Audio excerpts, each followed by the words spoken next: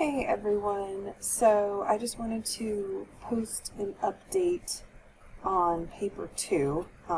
Most of you have paper 2 due on week 14, some of you have it due on week 15. Given all of the changes that we've had this last week or so and changes that we may continue to have as things go forward, I wanted to sort of change up some of the requirements a little bit for that paper 2 assignment. So I just want to walk you through that right now. This is one of the class shells. Your shell may not look like this. This might be your shell, but everything is posted, like all the text and instructions are the same, so there should not be any sort of confusion once you look at your shell. So for this class, for example, paper 2 is due in week 14. So if I click on week 14 and I go down to where paper 2 is, you can see it's now changed its title to paper or presentation. And it says at the bottom of the prompts, this is in the normal paper instructions, underneath it says, if you are doing the paper as a presentation, see the attached instructions. That would be paper 2 as a presentation.docx. So if you open that, you get this. So this is how we're going to structure paper 2 if you want to do it as a presentation. So because we may not get to meet in person as we get closer to paper 2 for rough drafts and things like that, I know that that's a really big factor for some of you. Some of you really like to be able to do peer review. We can do peer review in Blackboard for people who do want to do papers. But just because we aren't going to have as much one-on-one time with working on papers due to the nature of the virtual environment, I wanted to post this other option for you guys if you want to do this. Now, you can work in groups of 3 if you choose to do a presentation, or you can work in groups of 2, or you can work by yourself. So if you choose the presentation option, you do not have to work in a group. So we've got lots of different things here. I'm going to break it down for you a little bit. So getting started, you're going to need PowerPoint on your computer. We have Office 365 through JCC, so everyone has access to PowerPoint. It's going to be graded on picture use and narrative. So you are going to have to do a presentation with narrative, which means you're going to have to record your talking over the video, like the lecture videos that you see of me. So there are some links here on YouTube videos on how to do a PowerPoint presentation if you want to kind of look at various options for that. Okay, so here's the scenario. Here's what the presentation is going to be based on. As historians, you are teaching a group of college students about either the New Deal, the Civil Rights Movement, or two liberation movements in the 1960s. So basically one of the paper prompts. You're going to turn that, whichever prompt you or your group picks, you are going to be turning that into a presentation. So there are some clearly laid out elements here that each presentation is going to need to have. You're going to need to have an introduction slide. So that'll be your title, that'll be the name of names of people in your group, or just your name if you're doing it solo. Learning objectives. So what will these students be learning? You will connect this to points from the prompt that you will discuss. So basically, your thesis statement could go in here. If you're doing, for example, if we look back at the instructions here, if you were doing question 1, you could say something like, the New Deal alters the role of the national government like never before. That might be a learning objective. The New Deal greatly impacts women because of X. The New Deal greatly impacts blacks because of X. The New Deal greatly impacts labor because of X. So you're basically going to be taking some of your main points, and those are going to be your learning objectives. And then you're going to expand on them in the presentation. And you can feel free to send me rough drafts of your presentation if you want me to take a look and make sure that you or your group are on the right track. I'm happy to do that. You can email them to me.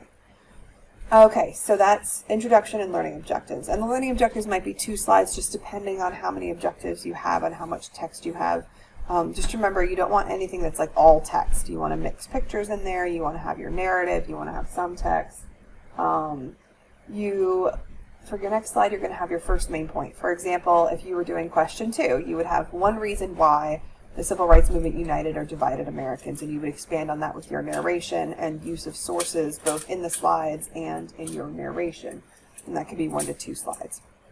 The next slide would be your second main point. For example, if you were doing question 3, you might start talking about the Second Liberation Movement and how they challenged long-standing social inequalities. That would be 1 or 2 slides. So again, all these are coming from the prompt that you pick. For number 5, you have your third main point. For example, if you're doing question 1, you might be talking about your third group by now. So you might be talking about how the New Deal impacted women. For example, this might be 1 to 2 slides. And again, you'll use pictures, you'll have sources, you'll use in-text citations, so those parenthetical citations, just like you were if you were doing the sentence in a paper, you would use that, just an abbreviated citation, because you will have a reference slide at the end. So that is going to be main point number 3, and it's going to vary depending on your prompt. For number 6, you're going to address an additional part of the prompt in detail. For example, each of these have multi-parts, right? There's no prompt that's just one simple question, you know what I mean? So for any prompt, you're going to have to address the other parts of it in other slides. And this might be multiple slides. For example, if you're doing question 3, there's a section of the prompt on similarities and issues and or strategies among the 2 liberation movements you discuss. You might take a few slides to then discuss that part of the prompt in this section here. 7, address any other portions of the prompt that you have not addressed yet in the previous examples. And that might be 1 to 2 slides. This may not apply to your presentation depending on your prompt. So that option might only apply to some of you. It may not apply to all of you. 8 is going to be a conclusion slide. You're going to wrap up all of your points. 9 is going to be a so what slide. So this could be 1 to 2 slides. Basically, I want you to tell me, what are we taking away from these historical events? Why are we talking about this? Why does this matter? Okay, so I want you to really think about that. And then the last slide will be your reference slide, which is textbook, lecture, documents, and then I've got some other optional videos that you can use as well if you choose to use that. The Living New Deal, if you're doing prompt 1, is also a source that is fine.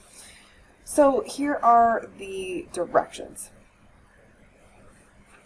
Students are going to create a PowerPoint presentation. You save it as a PPTX file. Okay. Now, in-text citations are required for each fact or concept used. You don't need to cite the pictures. Now that is... There you go. Use your class sources and use your own words. So you're going to, you can organize the content in a myriad of ways. Bullet points are good, headings, subheadings, and numbering.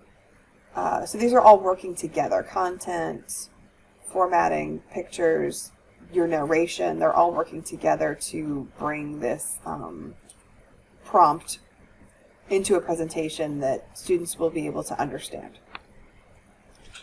So you don't need to cite the pictures because we're just doing this in class. You're not presenting this at a conference or anything. If you're presenting it somewhere, like for real, you would need to actually cite your pictures. Choose pictures wisely. The Library of Congress has good pictures. There are some other great options for pictures. Museums have good pictures, museum websites. So just make sure these are content. These are parts of your presentation. So use these pictures wisely. Pick good ones. Okay. So you need to have things that you guys write. It's just like a paper, right? You need to have a mix of your words, cited information, and then for the presentation you need to have some pictures. Okay. You need to add a narrative to your PowerPoint before you upload it to Blackboard. This is a link on how to do that. And the narrative will be graded. So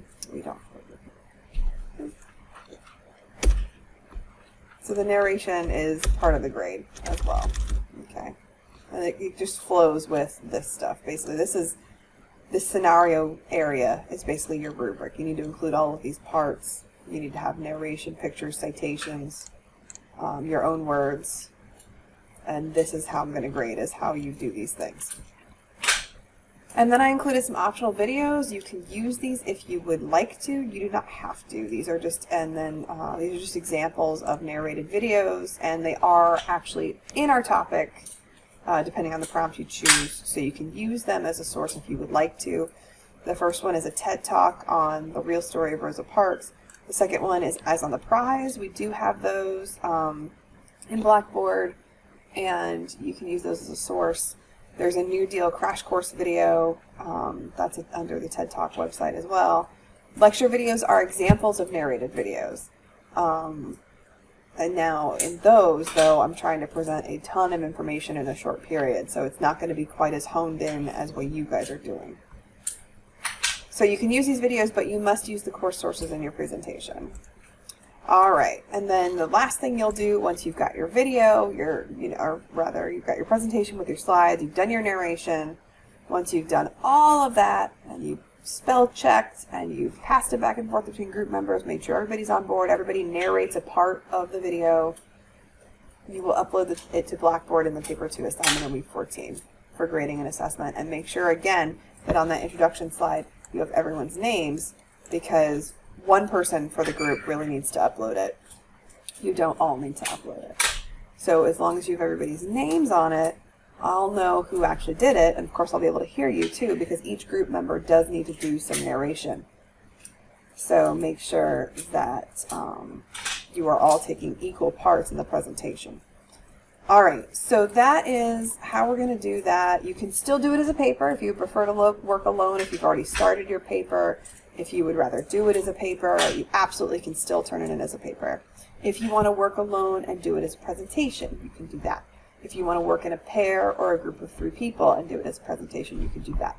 So lots of options, lots of ways to hopefully make this a little bit more flexible.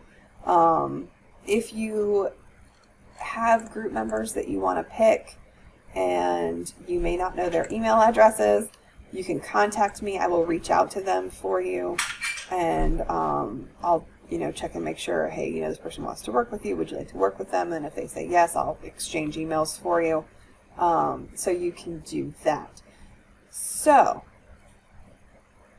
I know this is a lot of information. Read over these instructions and make sure that they make sense to you. If you have any questions, please let me know. And again, if you don't want to make this change and you want to still do a paper, that is absolutely fine.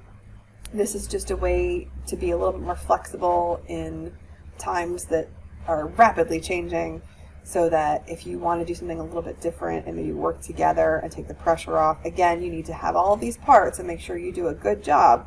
But if it seems like that might be a little bit easier for you with everything going on, that is perfectly fine. I am available with that Google Voice number. I will be holding virtual office hours starting March 25th from 2 to 3 p.m. on Zoom. All that information is in the virtual contact information on our Blackboard site, and you can email me always also. So lots of ways to get in touch with me if you have general questions or want clarification on any of this. Okay. So that's it. Take a look at it, read it over. If you have any other questions, or you're not sure what you want to do and you want to bounce an idea off of me, that's totally fine. I hope y'all have a great day, and email me if you have any questions.